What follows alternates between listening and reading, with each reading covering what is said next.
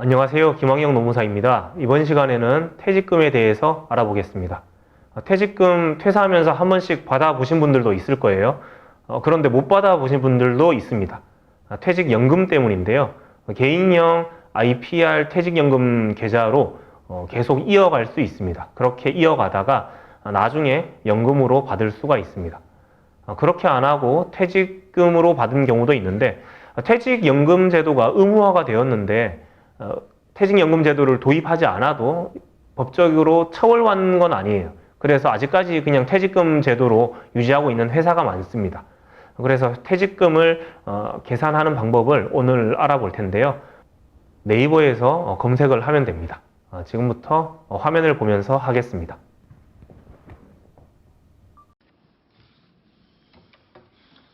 네이버로 접속을 해서요. 네이버가 아니어도 되는데요.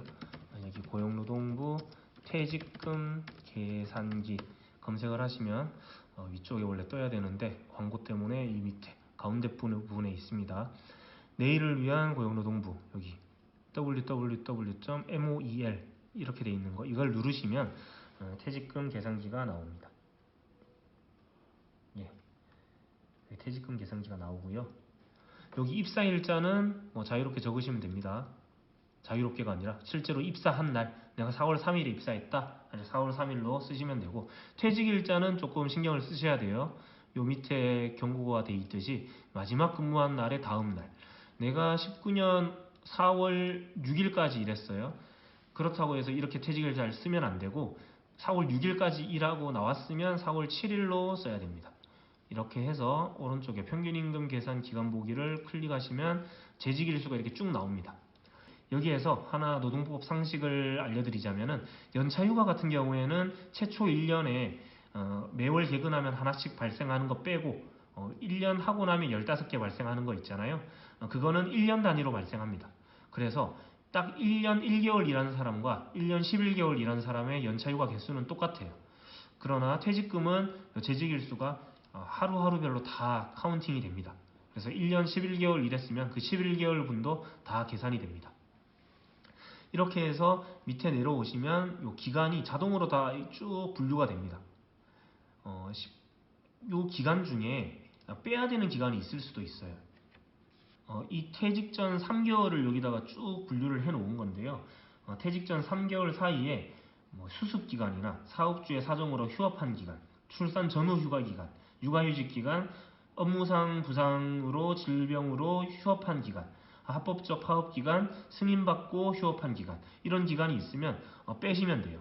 19년 2월 1일부터 2월 28일 사이에 내가 20일을 육아휴직을 했다라고 하면 20일 빼고 8일만 남겨놓으시면 됩니다.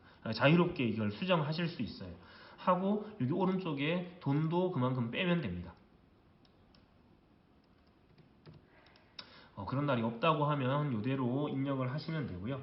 여기 오른쪽에 기본급 란에다가 기본급을 쓰시면 됩니다. 나는 300만원 기본급 받았다 라고 하면 쓰시고, 이렇게 하면 300원이 되니까 300만원이라고 써주시고요.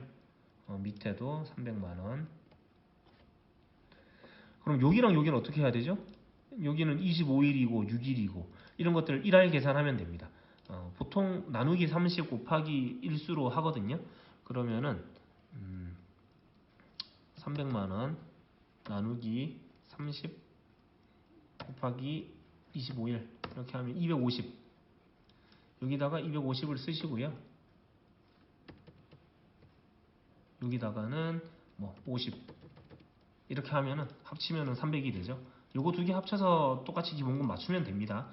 그리고 오른쪽에 기타 수당에는 이제 매월 변동하는 걸 넣으시면 돼요. 이 왼쪽 기본급 란에는 명칭이 기본급이라고 되어 있는 것만 넣는 건 아니고요. 직책 수당이나 매월 고정으로 받고 있는 거, 그런 것들 다 넣으시면 됩니다. 식대나 차량 유지비가 그 실비 변상적 성격을 받고 있었으면은 빼야 될 수도 있는데요. 그런 경우 거의 없습니다. 예를 들어 나는 오늘 6,000원짜리 밥 먹었으면 영수증 가지고 가서 제출하고 6,000원치를 더 받고, 월급에서. 그런 식으로 하는 경우에는 실비 변상적 성격인데, 그게 아니라 식대 10만원 고정, 차량 유지비 20만원 고정, 이것들은 다 여기다가 넣으면 됩니다. 같이 더하면 되고요. 기타 수당에는 연장근로수당이나 휴일근로수당 등으로 이제 매월 변경되는 것들을 써주시면 됩니다. 포괄임금제로 해서 매월 고정적으로 연장근로수당 받는다고 해도 그냥 고정적으로 여기다 쓰시면 됩니다. 40만원, 요 날에는 좀 더해서 50만원,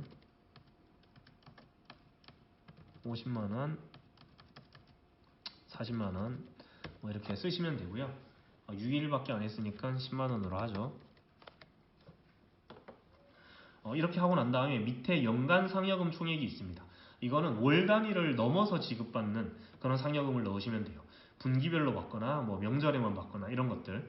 예를 들어 설에 100만원, 추석에 100만원, 여름휴가 때 100만원 받는다 라고 하면은 300만원 여기다 써주시면 됩니다. 여기다 300만원을 써주시면은 자동으로 나누기 12 곱하기 3 해서 평균임금에 잘 반영을 해줍니다.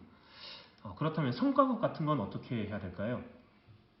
아무런 규정이나 관행 없이 사용자의 재량으로 성과급을 주거나 안 주거나 했다면 이런 성과급은 임금성이 부정될 수도 있습니다. 그럼 퇴직금 계산에서도 제외가 되는데요. 성과급 지급 규정이나 영업 프로모션 등으로 지급 기준과 지급 시기를 정해놓고 지급한 성과급은 포함이 될 수 있습니다. 노동의 대가로 지급한 거면 포함을 시키는 거예요. 예를 들어 생산 목표율을 달성한 때에만 지급되는 성과급은 부정된 사례가 있습니다.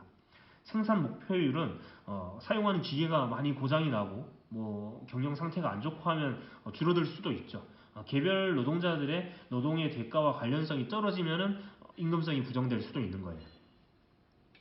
근데 매월 지급받는 성과급, 매월 내가 개인적인 목표량을 달성하면 지급받는 성과급은 요 기타 수당에다가 더해서 적어주시는 편이 나아요.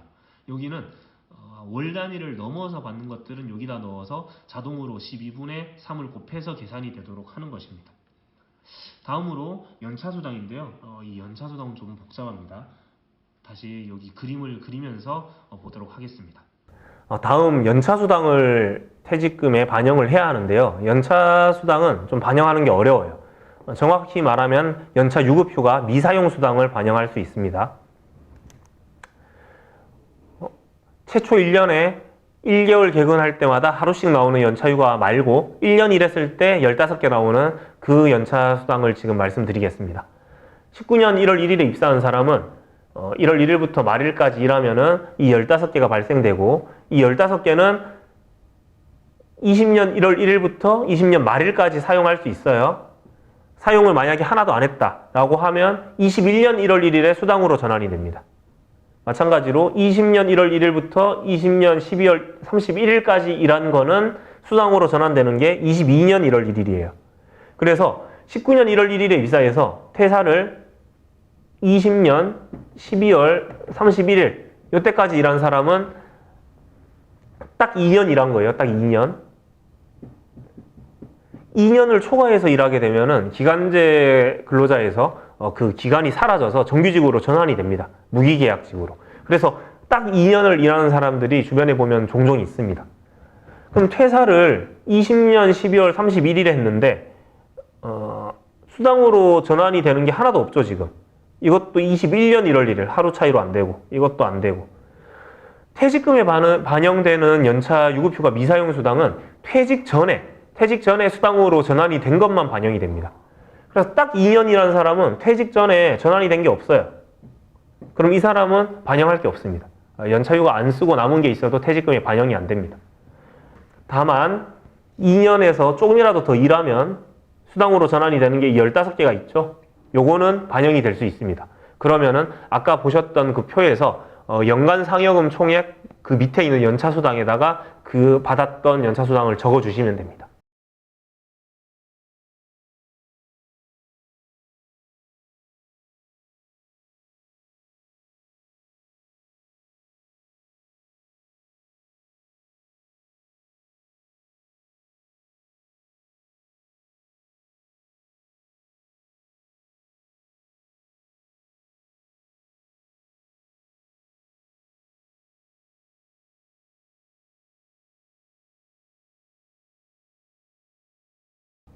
그래서 그 최초 1년에 하나씩 발생하는 거는 수당으로 전환되는 게 매월 단위로 끊겨서 다 각각 발생합니다. 그래서 퇴사 전 3개월에 수당으로 전환된 게 있으면 이것은 아까 보셨던 표에서 연차 수당 쪽 말고 차라리 기타 수당 쪽에다가 다 플러스를 해서 계산을 하면 좋습니다.